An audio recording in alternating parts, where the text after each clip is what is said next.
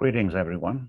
Firstly, a big thank you to Suzanne and the organizing team for inviting us to participate in our conference. I am Sione Tuitahi, and I'm here with my fellow presenters, Dr. Richard Egan and Mrs. Huti Watson. We are members of the Global Working Group on Waiora Planetary Health and Human Wellbeing, and we are under the International Union for Health Promotion and Education. As you know, our only home, planet Earth, is broken, but there is still hope, and we have a bit of time to act together and to heal our planet and to heal us, fellow human beings. We have the solution in science, indigenous knowledge, and spirituality. What is needed is our coordinated collective action. And planetary health is defined for us not only by the Lancet Commission on Planetary Health 2015, but also by the International Union for Health Promotion and Education under its legacy statement on Waiora Planetary Health, the indigenous statement from its conference in 2019 here in Aotearoa, New Zealand. The learning outcomes for us today is that first, as a result of this session, we should ponder more deeply into how science, ethics, and spirituality and indigenous knowledge can contribute to our capacity to address planetary health and human well-being. Also, we can elevate our consciousness more higher to our interdependence with planet Earth and our rights and responsibilities as global citizens. And finally, how we can consider a planetary health promotion approach to addressing the determinants of health. So with those learning outcomes in mind, I'd like to pass on to Dr. Richard Egan. Over to you, Richard. Thank you, Sione. As the next slide shows some of my background, the often forgotten domain of spirituality is central to the Waiora Planetary Health discourse, both through our Indigenous voices and the growing spirituality in health promotion, and public health. Part of our global problem is despiritualization, a disconnection from spiritual well-being that has collectively led to detrimental exploitation and the commodification of the natural world. The concept and practice of spirituality has evolved. For many, religion is recognized as a subset of spirituality. Spirituality is broadly understood to include ultimate beliefs and values, meaning and purpose, identity, connectedness, awareness, and transcendence.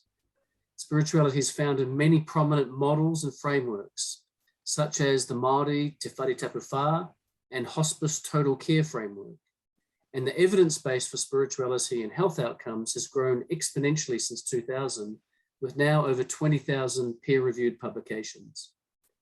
Spirituality offers a pathway, a re-engagement with humanity's connection with the natural world, leading to an environmental awareness and ultimately activism with a spirituality basis. With over 80% of the world still actively religious, we need to partner with religious organizations who highlight stewardship as opposed to dominion of the planet. Planetary health promotion explicitly includes spirituality, a spirituality that recognizes interconnectedness, interdependence, compassion, kindness, and justice. One might call it an eco-spirituality that affects fundamental values and behaviors, reminding us of a sense of place, a reduction of consumption, and an environmental citizenship.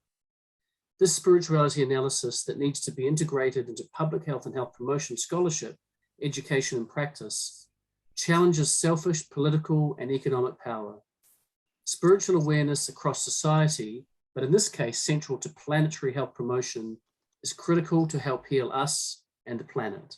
Kia ora Huti. Kia ora koutou. I'm a Māori health promoter working in Aotearoa, New Zealand, among my people of Ngāti Porou. We believe that Indigenous and spiritual perspectives are synonymous. Many Indigenous peoples maintain connections with traditional landscapes, and we see nature as a reflection of the Creator.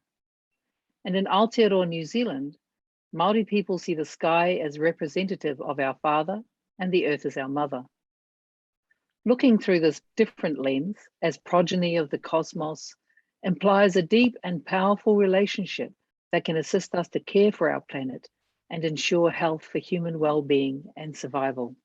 So how do we approach this? Honoring our parents, ensuring that they are valued and respected, and understanding that the relationship is profoundly sacred underpins the Indigenous concept of people as trustees or stewards of the planet's resources. It brings with it a responsibility to preserve and sustain the natural order of the environment, and it requires a thorough understanding of the natural world and its role in humanity's collective, material, and spiritual development. An example of this theme that landscapes are consonant with the status of human beings, such as thinking about the cosmos as our parents, is the case of Te Urewera Forest, the ancestral home of the Tūhoe people, which in 2014 became the first natural feature in Aotearoa, New Zealand, to be recognised as a legal person. And again in 2017, the Wanganui River, the first river to officially receive the status of a legal person. The elevating of natural environments to the status of legal personhood in efforts to protect and ensure the well-being of these entities is based on the ontological perception of these landscapes by native peoples as indivisible and living parts of the whole, and in recognition that the forest and the river are the spiritual ancestors of the tribe who live in and around its parts, and it helps to keep us in touch with the reality that we as humans are organic with the world. Nō reira ngā mihi kia koutou katoa e hui hui mai nei I rungi tēnei kaupapa, hāpai te hauora o te ao whānui, tēnā koutou katoa.